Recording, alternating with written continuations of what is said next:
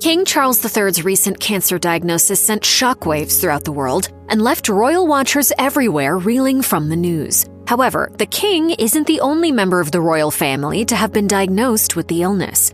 Buckingham Palace revealed on February 5, 2024 that King Charles III was diagnosed with cancer. Although the diagnosis followed Charles's operation for an enlarged prostate, the palace released a statement that said a separate issue of concern prompted additional testing, implying that it is not prostate cancer.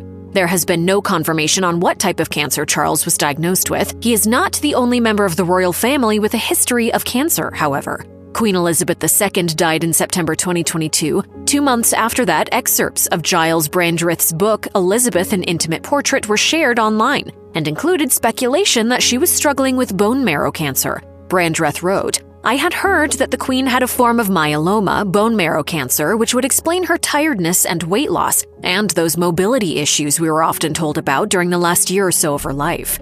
Brandreth's claims also had details on what bone marrow cancer entails, primarily bone pain. He also mentioned treatment options. However, it does not seem like Buckingham Palace ever confirmed the speculation that Queen Elizabeth had or died of cancer. Her death certificate cited merely old age as the cause. The Queen's father, King George VI, had cancer himself. Fans of Netflix's The Crown may remember that King George's poor health and death were a major plot point in Season 1. King George's cause of death was coronary thrombosis, or a blood clot in an artery, but he also had lung cancer, likely due to a history of smoking. According to BBC News, King George had lung surgery due to structural changes in 1951. It is believed that the surgery had to do with his cancer diagnosis, but details are hard to nail down due to the limited information available. Queen Elizabeth's husband, Prince Philip, was also reported to have cancer back in 2008. It was speculated he had prostate cancer. However, Buckingham Palace shared a statement debunking an article in the Evening Standard about the so-called cancer diagnosis. They wrote how a right to privacy is why they do not discuss reports about royals' health.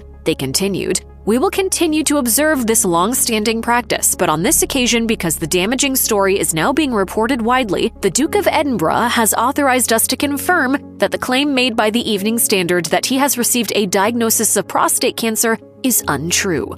The Evening Standard published an apology afterward. Sadly, King Charles III's cancer diagnosis isn't the only one a member of the royal family has received in early 2024. On the heels of her breast cancer recovery, Prince Andrew's ex-wife Sarah Ferguson announced a new heartbreaking diagnosis, melanoma, the worst form of skin cancer. My father died of melanoma, and so it's actually quite serious. So it's very serious. Absolutely. The news was shared on January 21st, 2024, a few days after the surgeries of Catherine, Princess of Wales, and King Charles were announced to the public. Similar to how Charles's cancer was discovered along with a medical procedure for something different, the Duchess of York's malignant mole was discovered while she was in the process of breast reconstruction surgery. In a statement, a spokesperson said, "The Duchess wants to thank the entire medical team which has supported her, particularly her dermatologist, whose vigilance ensured the illness was detected when it was." Sarah hoped the news of her diagnosis would inspire others to keep an eye out for any abnormal-looking moles of their own. It seemed she did just that.